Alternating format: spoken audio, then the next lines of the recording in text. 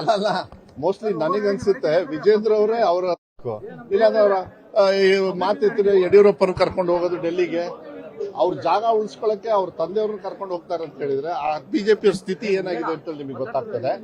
ನಮ್ಮ ಪಕ್ಷದೊಳಗೆ ಏನೇ ತೀರ್ಮಾನ ಆದ್ರೇನು ಕೂಡ ಅದನ್ನ ಸನ್ಮಾನ್ಯ ರಾಹುಲ್ ಗಾಂಧಿಯವರು, ಖರ್ಗೆ ಅವರು, ವರಿಷ್ಠರು ಅಲ್ಲಿ ತಗೊಳ್ತಾರೆ ಹೊರತು ಕಿಲಿಕೈ ನಮ್ಮ ಹತ್ರ ಇಲ್ಲ. ಕಿಲಿಕೈ ಅಲ್ಲಿದೆ, ಅವರೆಲ್ಲ ಒಳ್ಳೆ ತೀರ್ಮಾನ ತಗೊಳ್ತಾರೆ. ವಿಜೇಂದ್ರ ಅವರಿಗೆ ಅವ್ರ ಜಾಗದ ಬಗ್ಗೆ, ಅವ್ರ ಸೀಟ್ ಬಗ್ಗೆ ಸ್ವಲ್ಪ ಇನ್ಕ್ವಿಸಿಟಿವ್ ಆಗಿದ್ದಾರೆ. ಅದನ್ನ ಸ್ವಲ್ಪ ನೋಡ್ಕೊಳ್ಳೋದು ಒಳ್ಳೇದು. ಆಮೇಲೆ ನಮ್ಮ ಪಕ್ಷದ ಬಗ್ಗೆ ಅವ್ರು ಯೋಚನೆ ಮಾಡೋದು ಬೇಡ.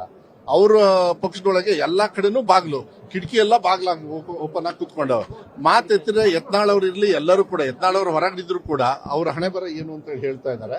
ಆಮೇಲೆ ಯಡಿಯೂರಪ್ಪರನ್ನ ಯಾಕೆ ತೆಗೆದ್ರು ಅಂತ ಹೇಳಿ ವಿಜೇಂದ್ರ ಅವ್ರು ಹೇಳಿ, ಅವರು ಮುಖ್ಯಮಂತ್ರಿಗಳಿದ್ರಲ್ಲ, ಅವಾಗ ಏನು ಕಾರಣ ಇಲ್ಲದೆ ತೆಗೆದ್ರಲ್ಲ, ಭ್ರಷ್ಟಾಚಾರದ ಮೇಲೆ ಯಾಕೆ ತೆಗೆದ್ರಂತೆ?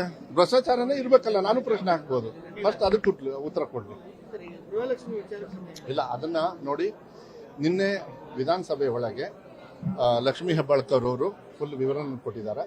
ನಾನು ಆ ಇಲಾಖೆಗೆ ಇಲ್ಲದೆ ಅವ್ರು ಆಗ್ಲೇ ಉತ್ತರ ಕೊಟ್ಟಿರೋದ್ರಿಂದ ನಾನು ತಪ್ಪಾಗುತ್ತೆ, ಅದಕ್ಕೆ ಗೌರವ ಕೊಡೋಣ. ಅದೇನು ಸರಿ ಮಾಡಬೇಕು ಅವ್ರು ಸರಿ ಮಾಡ್ತೀನಿ ಅಂತ ಕೊಟ್ಟಿದ್ದಾರೆ. ಅದ್ರ ಬಗ್ಗೆ ನಾನು ವಿಶ್ಲೇಷಣೆ ಮಾಡೋದಕ್ಕೆ ಹೋಗೋದಿಲ್ಲ. ನನ್ನ ಬಗ್ಗೆ ಅಲ್ಲ, ಅದು ಸೆಕ್ಯೂರಿಟಿ ಅವ್ರದ್ದು, ಅದೆಲ್ಲ ನಿಮಗೆ ಗೊತ್ತಿರುತ್ತೆ. ದೀಸ್ ಆರ್ ಆಲ್ ಅವರು ಅಷ್ಟೇ ಕಾಮ್ ಆಗಿ ಇದ್ದು ನಾವೆಲ್ಲರೂ ಕೂಡ ಒಟ್ಟಿಗೆ ಇರ್ತೀವಿ. ಅವ್ರು ಯಾಕೆ ತಲೆ ಕೆಡಿಸ್ಕೊಳ್ತಾರೆ?